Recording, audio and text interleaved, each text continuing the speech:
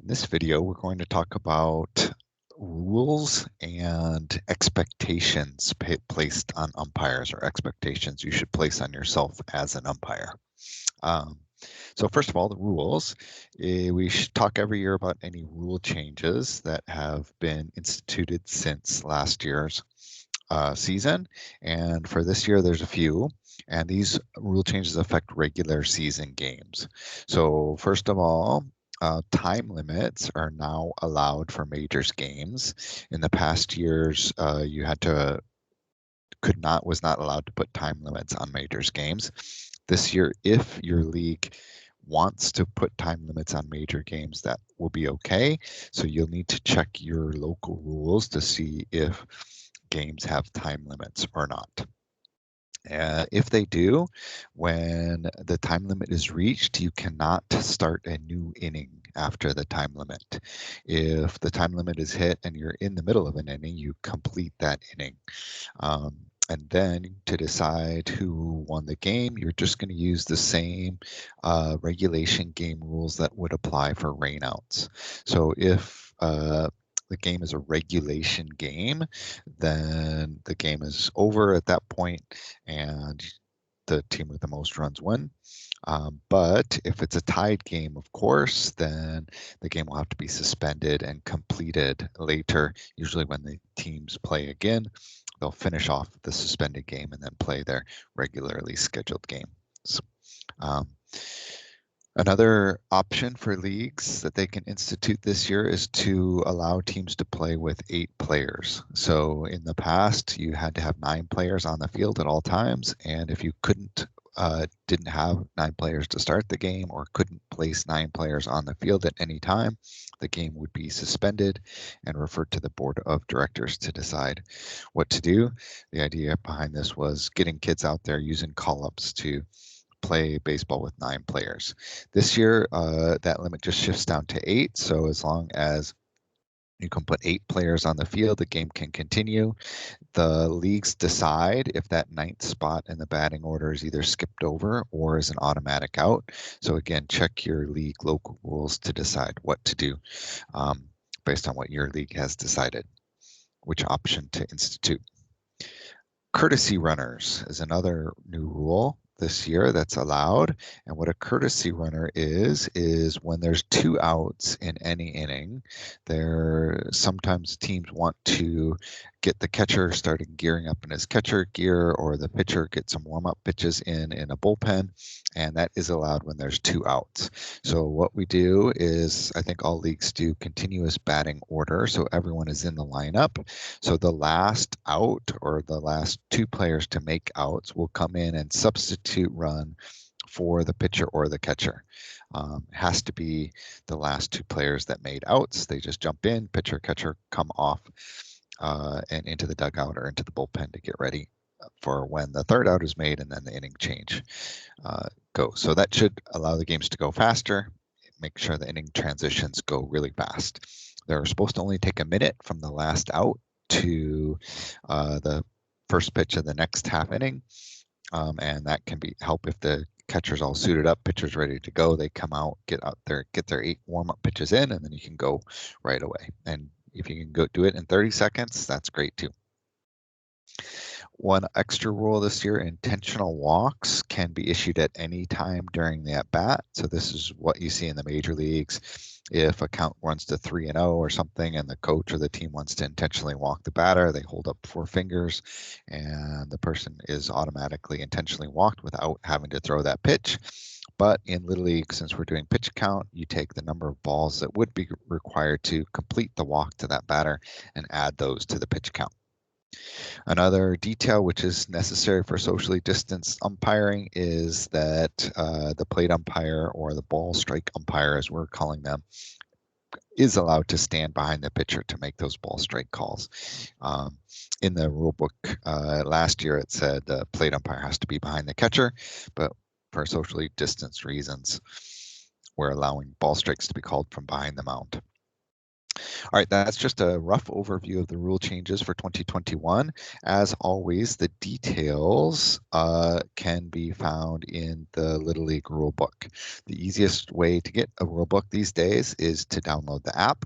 Cost a couple bucks, but it's constantly updated. Any rule changes that get made will be in there. You'll have this for the rest of your umpiring career. So take a look at this website or just Google Little League Rulebook and download the app. There's also the Green Book, which gets distributed to teams if you're old school and want a paper copy, and that gets issued new every year. All right, let's talk about rules. Now, we don't have time to talk about all the rules in detail, so download that app, get the rule book, and it's your responsibility to learn the rules. This is a great thing to do in the off season. Read through the rules. You'll be amazed what you find in the rule book, and it's really fun. You'll think about old game situations that came up, things where you saw that, maybe even on TV in a major league game. And it's fun to think about those situations and think what the rule was, and then was it called correctly or not, or what options did teams have, so on and so forth. And as an umpire, it's your responsibility to learn the rules to the best of your ability. The baseball rules are complicated. If you've played, you have a good general sense of the rules and a sense of fairness. So let's take it to the next level, read through the rule book, really understand the rules. As a brief overview, Section 1 in the rule book is just really equipment rules, diamond dimension, safety rules, the basics. Number 2 is an interesting section. This is where all the terms are defined very precisely. People say it's the most boring part of the book, but it's also the most important. So there's a lot that is not really then referred to in any specific rule, but the definition of the term. What is a strike? What is a ball? What is a foul tip? What is a bunt? All these things are defined in Section 2. Section 3 talks about substitutions, batting order, field decorum, that kind of thing. Section 4 is how the game is won, how a run is scored, protests and forfeits. Section 5 is when is the ball a live ball and when is the ball dead, and how to determine and switch between the two. Section 6 is all about the batter, how a batter is safe when they're out, batting out of order, everything about the batter. Section 7 talks about the runner. When is a runner out? When do they get bases awarded? Words on interference and obstruction situations is in Section 7. Section 8 is all about the pitcher and what the pitcher can and can't do. Section 9 is about the umpire. Then there's a couple other sections. One is a regulation section, which actually comes before these rules. That goes into things like pitch counts on the pitcher call-ups and that kind of thing. And then there's a section after the rules, which are used for tournament rules and how to run district tournaments. That's the basic structure of the book, and I just wanted to take a few minutes to talk about some rule situations that may come up a lot during the game. But again, this will be very just rough, few situations, and you have to go through the whole rule book, read it, and think about all these sections on your own. So let's talk about fair ball, foul ball. So this is definitely a situation that will come up in every game, and you'll have to make decisions on batted balls, whether they're fair balls or foul balls. So what's important here? Some important things are, is the ball in the infield? So infield would be before first base and third base for the purposes of this rule. Or is it a ball that's hit in the air or in flight to the outfield? And outfield we're going to call beyond first base and third base. There's a third situation, and that's a ground ball that starts in the infield and then rolls out to the outfield. So those are the three situations that will have different rules applied to what's a fair ball and what's a foul ball. Other things that are important is in infield balls, it's where the ball settles, which is important. Infield or outfield first touch is important. And for balls that are in the air that go out to the outfield, where the ball first lands is going to be important. So those are some other things. And in all cases, fair or foul will be judged by the position of the ball. So it's not where the player stands or anything. It's where is the ball when these situations occur. All right, so those are the important things. Let's talk about some specific situations with the help of this diagram. So let's first talk about situations in the infield. So this is before first base and third base. What's important here is where the ball is either first touched by an infielder or where the ball settles, which means where it comes to a stop. So let's look at this diagram and let's think about this first situation. A ball is hit, it rolls through foul territory, then comes into fair territory, and then it stops. So in this situation, it's in the infield before first base, and where the ball is when it settles, it determines whether it's fair or foul. So fair is everywhere on the line or in between the lines. So in this case, doesn't matter where the ball rolls, where it stops, determines whether it's fair or foul. So in that case, that would be a fair ball. Let's take another scenario. Ball's batted down here and touches a defender's glove and then bounces into foul territory. Well, here the rule of where it's first touched determines whether the ball is fair or foul. So if the position of the ball is in fair territory when it's first touched, it's a fair ball, even if it later bounces out. So settles in fair territory or is first touched in fair territory would be a fair ball. If the ball is first touched out here in foul territory, then that would be a foul ball. And again, it's always judged by the position of the ball when it's first touched. All right, now let's think about situations where the ball is hit in the air to the outfield. So first situation would be ball's hit, goes in the air, and then here in the outfield, what's important is where the ball is either first touched or where the ball first lands, where it first touches the ground. So either first touched by a fielder or where the ball lands. So if the ball comes in the air, even if it sweeps around, but then first lands in the outfield, that's going to be a fair ball. If it rolls then into the outfield in fair territory, or if it touches and then rolls into foul territory, doesn't matter. It's where it's first touched or first lands. These are balls in the outfield. Same thing, so you have a ball here, flies, hits off the leg of a fielder, even if it's the first baseman. If it's beyond first base, that's considered a ball in flight in the air to the outfield. If the first touch happens when the ball is over fair territory, that's a fair ball. Even if the ball later rolls foul, doesn't matter. First touch in fair territory, that's a fair ball. All right, next situation is a ball that starts as a ground ball in the infield and then rolls into the outfield. So ground ball bounding, as long as it goes from the infield to the outfield over fair territory, then it's going to be a fair ball. So here's a situation, ground ball, it's in the infield. If it goes over first base, then it's going to be fair, even if it ends up in foul territory later. It's where it goes over. It's actually this front corner of the base. So where the ball is when it passes that front corner, if it's in fair territory, it's fair. And if a ground ball comes down here, passes first base in foul territory, that would be foul. Another weird situation, doesn't happen too often. If you have a ground ball coming along and if it bounces off the base and then rolls into foul territory, any ball that hits first or third base here will be considered a fair ball, even if it bounces backwards into foul territory.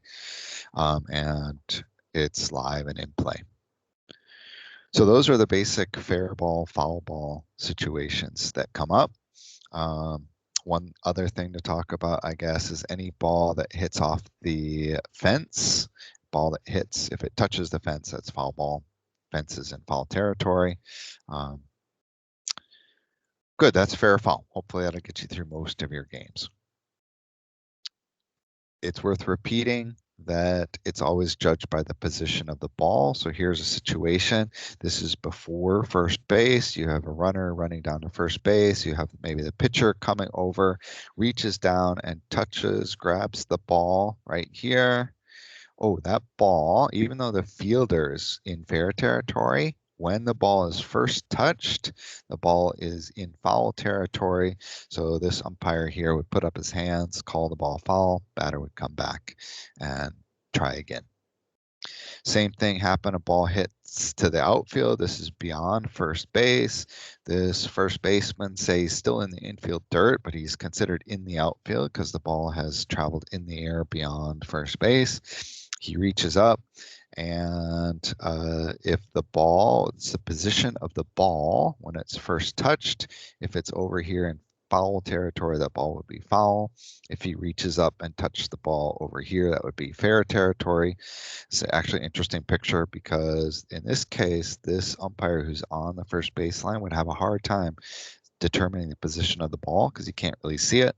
This would be a case where maybe the plate umpire would be looking down and have a better view into this, see where the ball is when it's first touched. So umpires can confer and make sure that they make the right call. All right, that's fair foul. Let's go on to the strike zone. So you'll make a lot of decisions in a game about strikes and balls. So the strike zone, you need to know how that's defined in the Little League rule book. So strike zone is defined as the space over home plate. So it's important the side to side dimensions are determined by home plate. That is between the batter's armpits. So the armpits of the batter determine that's top of the strike zone, and the top of the knee. This is different than your major league strike zone. They like to keep the strike zone in the major league small so that a lot of home runs get hit, makes the game exciting. Little League, we want a big strike zone because the pitchers have a hard time throwing balls in the strike zone. Batters are usually can hit balls that are up here or down here. So to keep the game going and keep it exciting, we want a bigger strike zone, armpits to the top of the knees. Strike, the definition of a strike is a legal pitch which either is struck at by the batter and missed. So if the batter makes an attempt to swing at the ball and he misses, that's a strike. If the ball is not struck at, but if any part of the ball passes through any part of the strike zone, so if this is a ball and a corner of the ball touches a corner of the strike zone, we're going to call that a strike.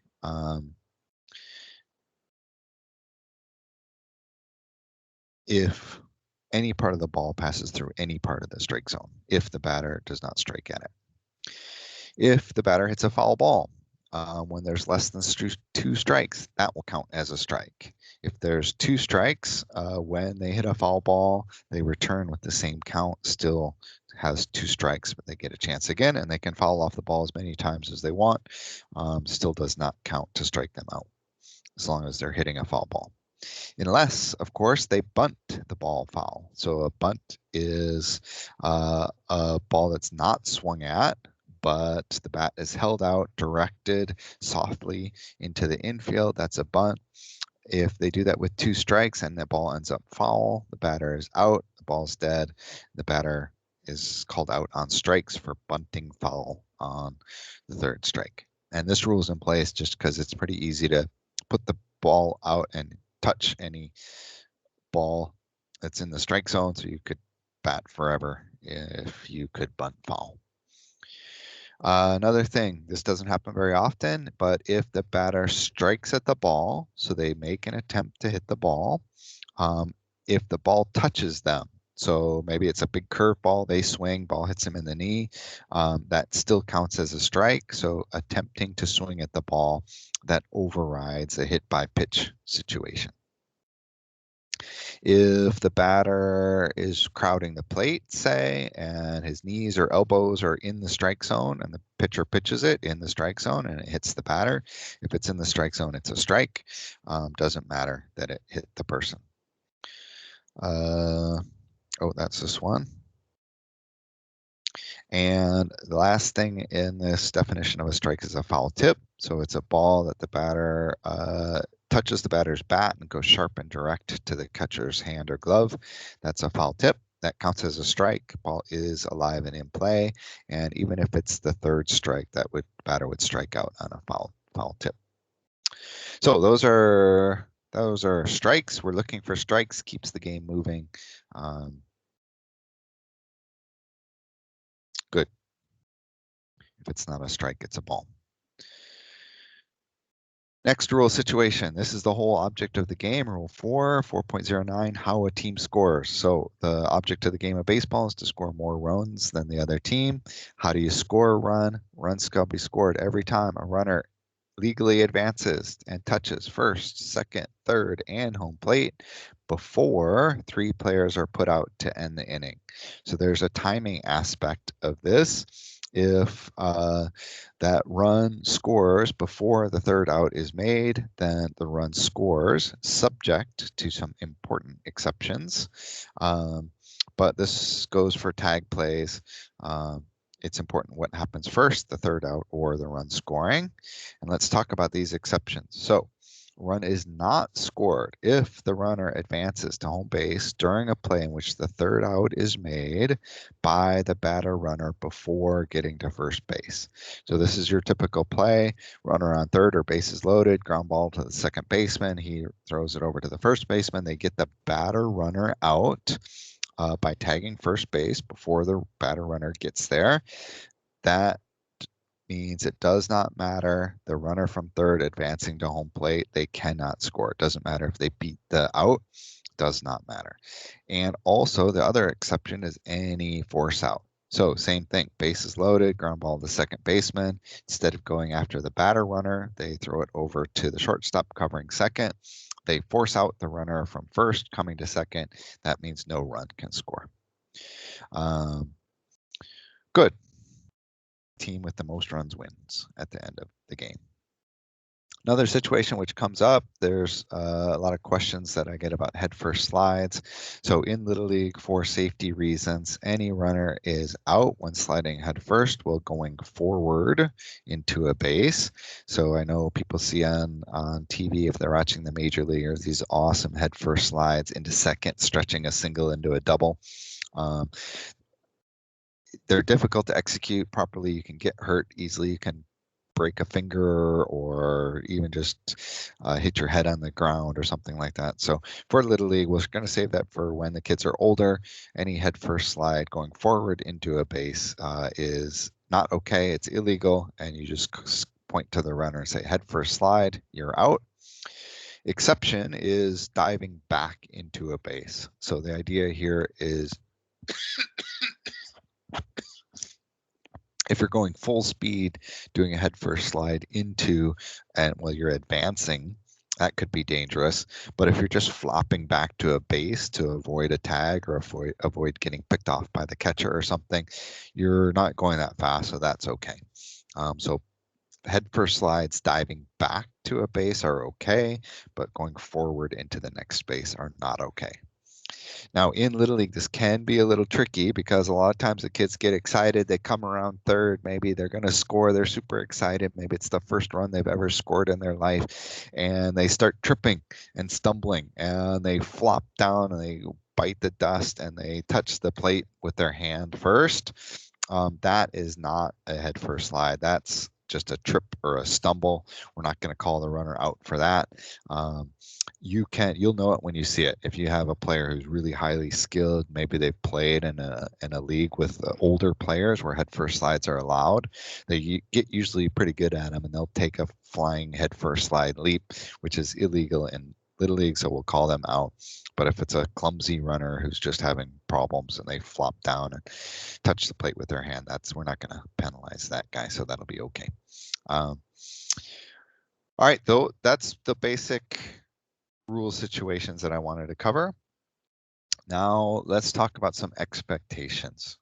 So when you're working and umpiring a game, usually this is the first job for a lot of players that want to give back to the game, which is great. You want to be professional. when you're not a player now, you're giving back to the game. You're really sort of serving the game. So you want to act professionally, especially if you're getting paid some money to do this. You really want to be act like an adult and be professional.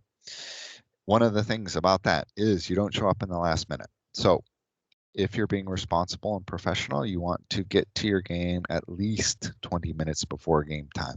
Half an hour is good. 45 minutes is great if it's a big game or you're nervous. What are you going to do when you're there that early? You want to meet with your partner. Usually we umpire in 2-person crews or 4-person crews. Say hello to them. Maybe it's somebody you're good friends with. Maybe it's somebody you don't know. Say hello. Ask them how their day's going, build a good relationship because you guys are going to be a team during the game. You want to sort out any equipment issues. So maybe you're getting your mask or pad or shin guards from the field. You have to talk to the coaches, open the equipment box, get out your equipment, maybe make any adjustments. If any straps are missing, get those replaced. So lots of things you can do if you're there early. If you're there in the last minute, you're going to be scrambling and you're going to be out of sorts by the time the game starts. Good. What can you talk about with your partner? Introduce yourselves. Talk about where you're going to position yourselves on the field. So ball strike umpire, maybe a social distance system behind the plate, line umpire, ball strike umpire behind the pitcher, line umpire behind the plate, outside the dirt circle. You're going to talk about a live ball. When is the game live? When is the game dead? Who's going to put the ball back in play after a dead ball? That kind of thing. Talk about any signals you're going to use. How are you going to signal how many outs there are so that you're staying in the game? What if somebody loses track of the count? How are you going to signal that to each other? You can talk about what you're going to do on check swings. So in the socially distanced system, ball strike umpire will call a ball, but if the batter looked like he made an attempt, he might appeal to the line umpire at the plate to decide on the check swing. You can talk about any rule situations for the specific division you're umpiring. Uncaught third strike used in most leagues in the majors. Talk about whether it's allowed, not allowed for the batter to advance in that third strike and how you're going to call that. Fair and foul balls, who's going to cover in what situations. With the socially distanced umpiring system, the line umpire, that's their main job, determining fair or foul. Fly balls and line drives. So fly balls and line drives that will require a fair or foul decision should be made by the line umpire. Anything else by the ball strike umpire in the infield. Tag ups after fly balls are caught. Base touches, runners when they're going around the bases. Who's watching which bases? Talk about that kind of thing. Coverage of third base in a 2-person system. Figure out how you're going to do that. Runner on first or first and third. Hit to the outfield. How are you going to cover the play at third base if there is one? So lots of things to talk about with your partner. 20 minutes, half an hour before the game, you'll use that time.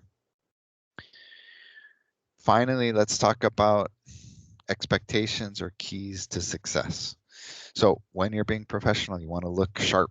You want to wear your uniform with pride. So maybe it's maybe you get a umpiring shirt from your league. You want to make sure it's clean, make sure it doesn't have a bunch of wrinkles. You want to make sure you've got nice haircut, look sharp, wear socks, wear long pants, wear shoes that aren't beat to heck.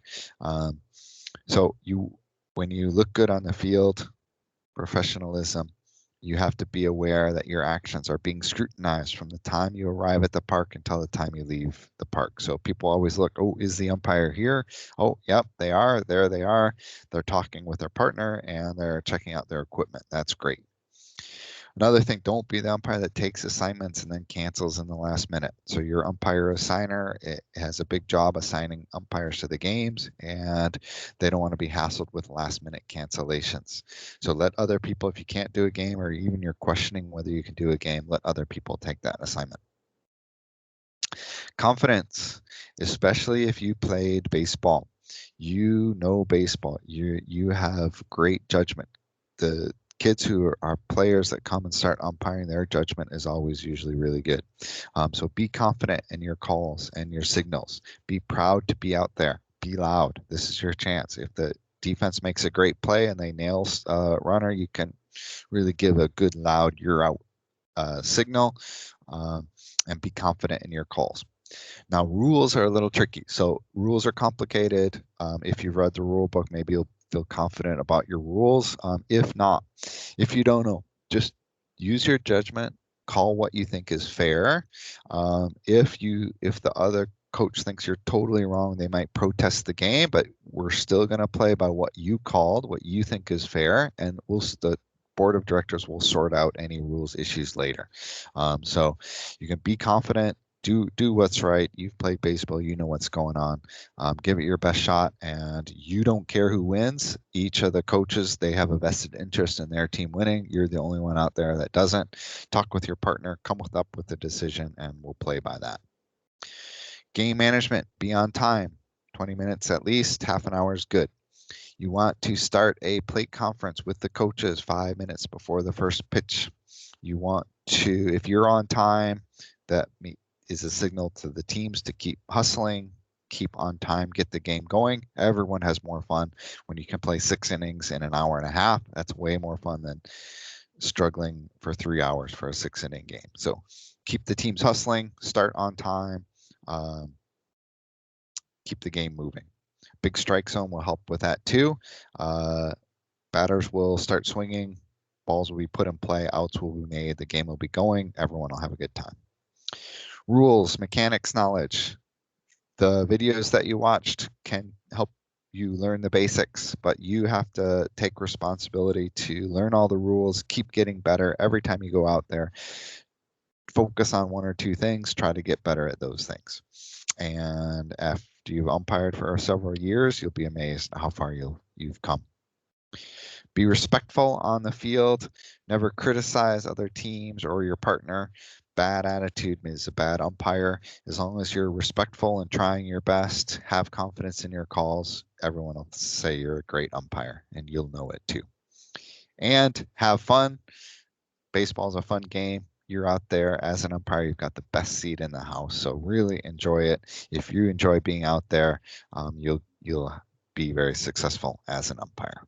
All right, that's enough said on the rules.